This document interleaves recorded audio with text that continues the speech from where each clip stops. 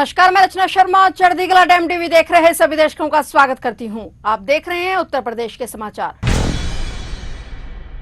Lakhimpur Bahraich national highway 730 पर आज सोमवार सुबह हुए भीषण सड़क हादसे में 9 लोगों की मौत हो गई। मरने वालों में 7 पुरुष और 2 महिलाएं बताई जा रही हैं। हादसा ट्रक और मैजिक गाड़ी की टक्कर से हुआ। हादसे में कई लोग घायल हुए हैं। घायलों के नजदीकी अस्पताल में इलाज जारी है। सुबह करीब 8 बजे हुए भीषण हादसे ने अधिकारियों की नींद भी उड़ा दी। घटना की सूचना मिलते ही मौके पर भारी पुलिस फोर्स पहुंचा। मौके पर बचाव कार्य शुरू किया गया। घायलों को सीएससी खमरिया में पहुंचाया गया, जहां चिकित्सकों ने 9 घायलों को मृत घोषित कर दिया। घायलों का इलाज किया जा रहा है। पुलिस के मुताबिक मैजिक सवार सभी यात्री लखीमपुर से मजदूरी कर अपने गांव नानपारा वापस जा रहे थे और ये लोग गांव पहुंचते इससे पहले ही हादसे में उनकी मौत हो गई। मैजिक लखीमपुर से सिसैया जा रही थी, जबकि ट्रक बहराइच की ओर से आ रहा था और वहीं एक साथ हुई इतनी मौतों से हड़कंप मच गया। मुख्यमंत्री योगी आदित्यनाथ ने भी इस हादसे पर दुख जताया है। उन्होंने कहा कि मेरी संवेदनाएं शोकाकुल परिजनों के साथ हैं। सीएम योगी ने अधिकारियों को पीड़ितों के लिए उचित सहायता पहुंचाने के निर्देश दिए। आज प्रातः 7 बजे थाना ईसानगर क्षेत्र में ग्राम बरेटा के पास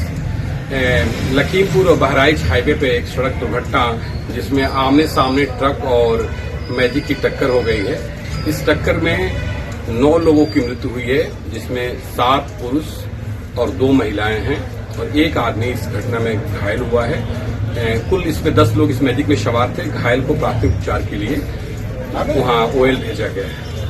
इसमें जो है जो लोग 9 लोग मृतक हैं उनकी डेड बॉडी पोस्टमार्टम के लिए जो है जिले पे भेजी जा रही है। घायल व्यक्ति का उपचार के लिए ओएल हॉस्पिटल भेजा गया है। मौके पर शांति व्यवस्था कायम है। यूपी की राजधानी लखनऊ में छपरा से गोमती नगर आने वाली छपरा गोमती नगर एक्सप्रेस की स्लीपर बोगी में युवती की सिर कटी लाश मिलने से हड़कंप मच गया। युवती को 6 टुकड़ों में काटा गया था। 5 ट्रेन में मिले हैं और उसका सिर गायब है। बक्से में धड़ और हाथ पैर पॉलीथीन में पैक मिले। ये सभी सनसनीखेज मामला यूपी की राजधानी लखनऊ का है। सुबह ट्रेन लखनऊ के गोमती नगर रेलवे स्टेशन पर पहुंची तो मामले का खुलासा हुआ। शव के 5 टुकड़े बरामद हुए हैं, लेकिन सिर गायब है। जीआरपी के अनुसार ट्रेन गोमती नगर स्टेशन पहुंची तो स्लीपर कोच S1 में लावारिस बक्सा और बैग पड़े होने की सूचना मिली। बक्सा खोला गया तो उसमें 25 से 30 वर्ष की आयु की महिला का धड़ मिला, जिसे लोग सन्न रह गए। पास रखे बैग से पॉलीथीन में पैक हाथ और पैर बरामद हुए। जांच के लिए तत्काल फोरेंसिक टीम बुलाई गई। एसीपी रेलवे रोहित मिश्र ने बताया कि मामला दर्ज कर 3 टीमों को हत्याकांड के खुलासे की जिम्मेदारी सौंपी गई है। युवती की पहचान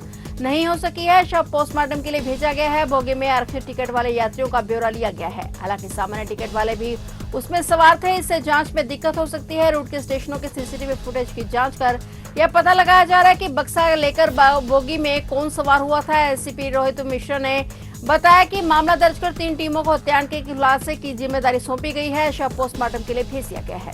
15-114 जो कि छपरा से चलकर वाया गोरखपुर गोमती नगर तक आती है।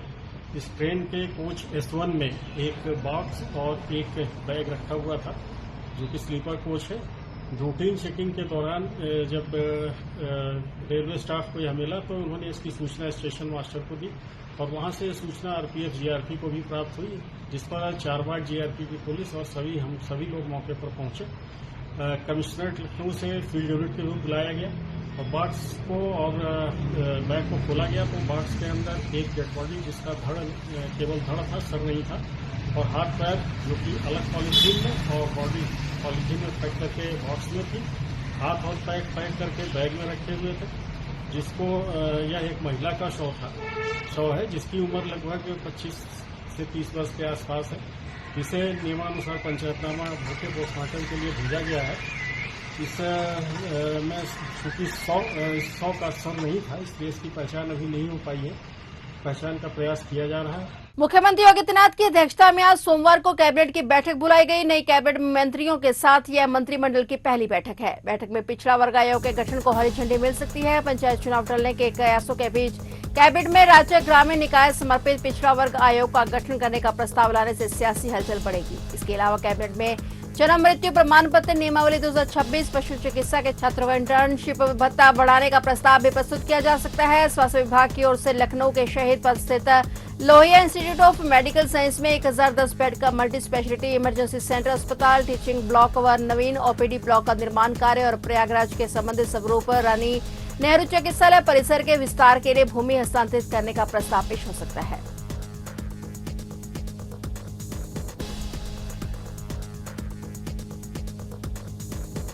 उत्तर प्रदेश के मुख्यमंत्री योगी आदित्यनाथ ने ईरान और अमेरिका के बीच जारी तनाव का उल्लेख करते हुए कहा कि यदि समाज का एक भी व्यक्ति शिक्षा से वंचित रह जाता है तो उसके दुष्परिणाम पूरे देश को लंबे समय तक भुगतने पड़ते हैं। मुख्यमंत्री ने 24,717 अंशकालिक अनुदेशकों के सम्मान समारोह और चेक वितरण कार्यक्रम को संबोधित करते हुए यह बात कही। उन्होंने कहा कि विवाद ईरान और अमेरिका के बीच में है, लेकिन लगभग 200 देश इसके प्रभावों को झेल रहे हैं और दुनिया भर के करीब 800 करोड़ लोग प्रभावित हो रहे हैं। समाज में भी यही स्थिति होती है। सीएम आदित्यनाथ ने कहा कि प्रत्येक बच्चे को स्कूल भेजना समाज और सरकार की सामूहिक जिम्मेदारी है। मुख्यमंत्री ने अंशकालिक अनुदेशकों की सराहना करते हुए कहा कि उन्होंने अपनी मांगों को लेकर हमेशा संयम और अनुशासन का परिचय दिया है और कभी भी हिंसा या दबाव की राजनीति का सहारा नहीं लिया। उन्होंने कहा कि राज्य में स्कूल छोड़ने वाले बच्चों की संख्या में पिछले कुछ वर्षों में उल्लेखनीय कमी आई है। आज इसे घटाकर लगभग 3% कर दिया गया है और हमारा लक्ष्य से 0 तक पहुंचाना है। मुख्यमंत्री ने कहा कि प्रधानमंत्री नरेंद्र मोदी के विकसित भारत और आत्मनिर्भर भारत के संकल्प को साकार करने के लिए सभी तक शिक्षा पहुंचाना आवश्यक है।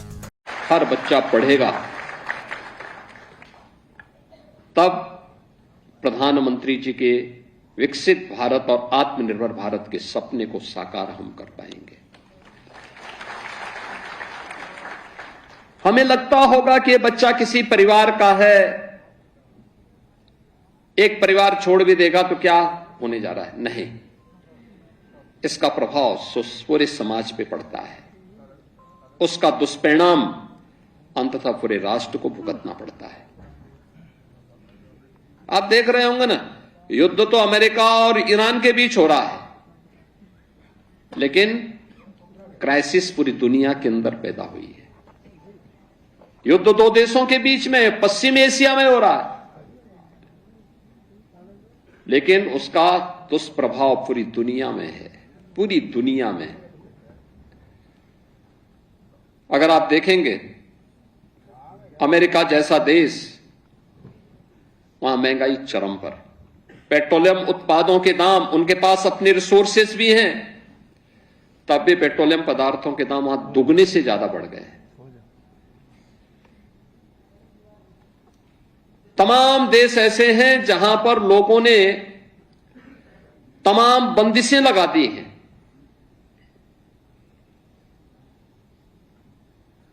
भारत के अंदर हमारे पास यशस्वी नेतृत्व प्रधानमंत्री मोदी जी के रूप में है, जिन्होंने अपने स्तर पर, अपने दम पर, अपने बल पर भारत को और भारत के नागरिकों के हित के लिए उस प्रकार के निर्णय लिए हैं। हम सबका दायित्व बनता है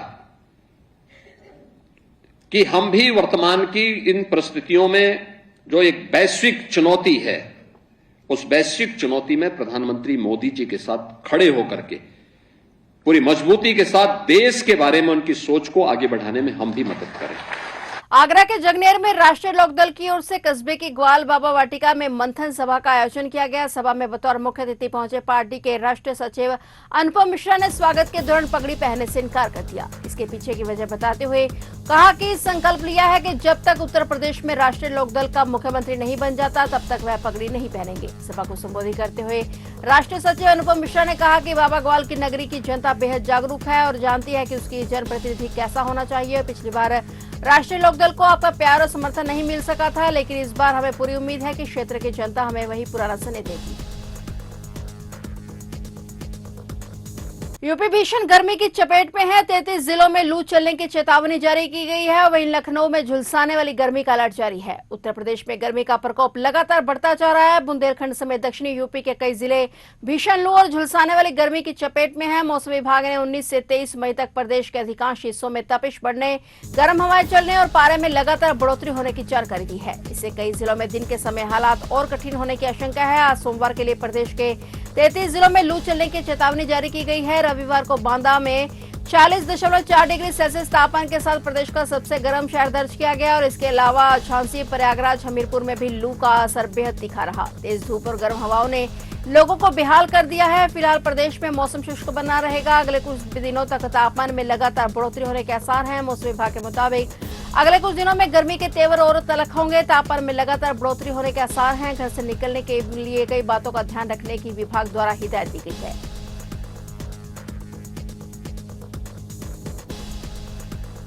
उत्तर प्रदेश के बहराइच जिले से एक बेहद दर्दनाक सड़क हादसे की खबर सामने आई है। यहाँ मटेरा इलाके में नानपारा बहराइच मार्ग पर एक अज्ञात कंबाइन मशीन ने टाटा पंच कार को जोरदार टक्कर मार दी। इस भीषण एक्सीडेंट में कार सवार 4 लोगों की मौत हो गई, जबकि 2 लोग गंभीर रूप से घायल हो गए। पुलिस सूत्रों ने बताया कि नानपारा बहराइच मार्ग पर क्षेत्र में यह हादसा डिहवा पेट्रोल पंप के सामने हुआ। नानपारा से बहराइच की ओर जा रही टाटा पंच कार में 6 लोग सवार थे। टक्कर इतनी भीषण थी कि कार के परखच्चे उड़ गए। उसमें सवार लोग गंभीर रूप से घायल हो गए। सूचना मिलते ही थाना मटेरा और थाना नानपारा की पुलिस मौके पर पहुंचे। स्थानीय लोगों की मदद से घायलों को बाहर निकालकर जिला अस्पताल बहराइच भिजवाया गया, जहां चिकित्सकों ने जांच के बाद 4 लोगों को मृत घोषित कर दिया, जबकि 2 की हालत गंभीर बनी हुई है। हादसे की सूचना मिलते ही पुलिस अधीक्षक बहराइच विश्वजीत श्रीवास्तव ने मौके पर पहुंचकर घटनास्थल का निरीक्षण किया।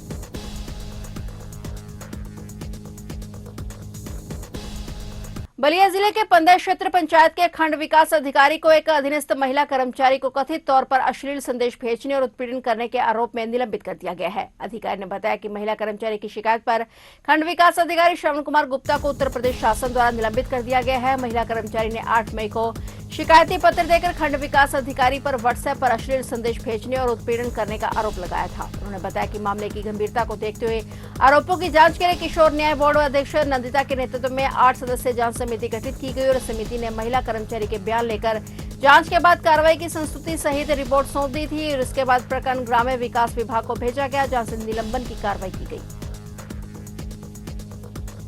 फिलहाल उत्तर प्रदेश के समाचारों में इतना ही, और नए समाचारों के साथ फिर से हाजिर होंगे। तब तक के लिए देखते रहिए चढ़ती कला टाइम टीवी और अब मुझे दीजिए इजाजत। धन्यवाद।